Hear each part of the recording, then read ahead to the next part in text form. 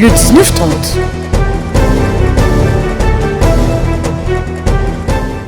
Coopération Congo-Banque mondiale, Ousmane Diagana, vice-président de la Banque mondiale pour l'Afrique de l'Ouest et du Centre, poursuivait sa mission de travail en terre congolaise jusqu'au 30 mars. Il a eu des tête-à-tête avec le président de la République et le ministre en charge des grands travaux.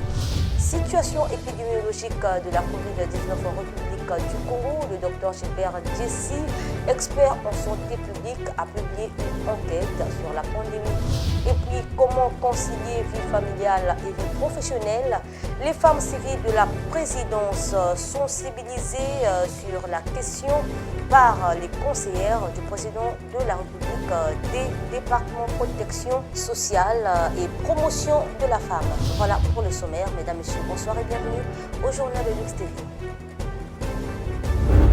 Ce jeudi 31 mars 2022, il s'est tenu dans la salle de mariage de la mairie centrale de Pointe-Noire une conférence de presse sur l'adressage de la ville dans le cadre de la célébration du premier centenaire de Pointe-Noire.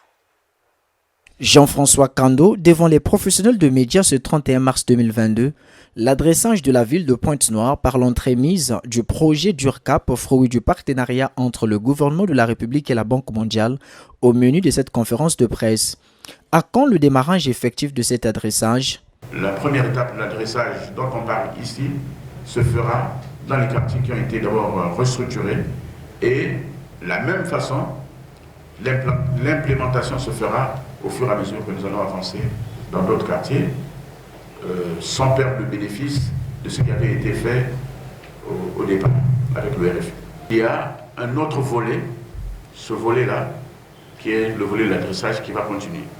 Maintenant, les travaux vont s'achever dans 3 ou 4 mois, mais qui ne dit pas que la Banque mondiale et le gouvernement de la République peuvent encore refaire un contrat comme celui-là et puis relancer les travaux, si ce n'est pas pour étendre dans ces quartiers-là, changer d'autres quartiers.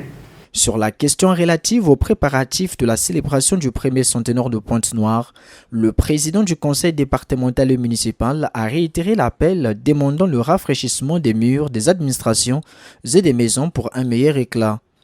Concernant la propriété, nous avons demandé à tous ceux qui ont des maisons, tous les Congolais de Pointe-Noire, si véritablement le centenaire est leur fête, ils doivent rafraîchir leurs murs, leurs maisons, leur habitat, pour que la fête soit belle. Que si nous recevons des étrangers qui viennent nous rendre visite, qu'ils sentent qu'ils sont dans une ville en fête, parce que cette ville a revêtu une nouvelle robe. Un compte à la banque postale a été ouvert de concert avec les entreprises de la place pour une meilleure collecte des fonds.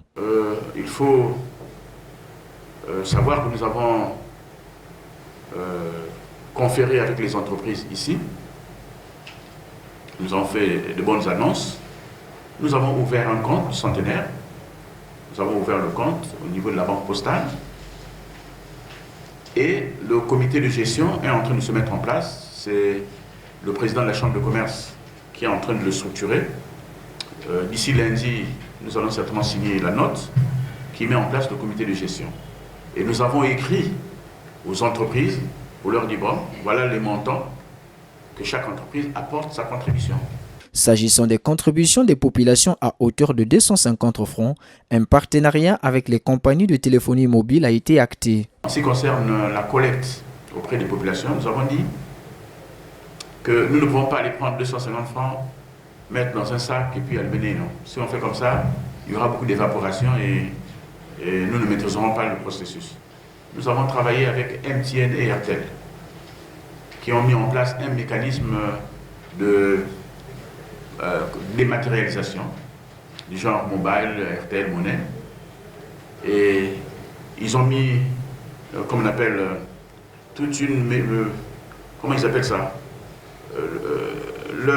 toute leur technicité, hein, oui, pour que quand les citoyens vont commencer à donner, que ça aille dans nos comptes que nous avons ouverts à la banque postale.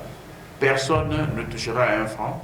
Jean-François Kando a tenu à signifier que la célébration du centenaire de Pointe-Noire ne se limitera pas qu'à la simple journée du 11 mai, mais cela va s'étendre avec par exemple l'organisation d'un colloque de réflexion sur la ville d'hier et la ville de demain.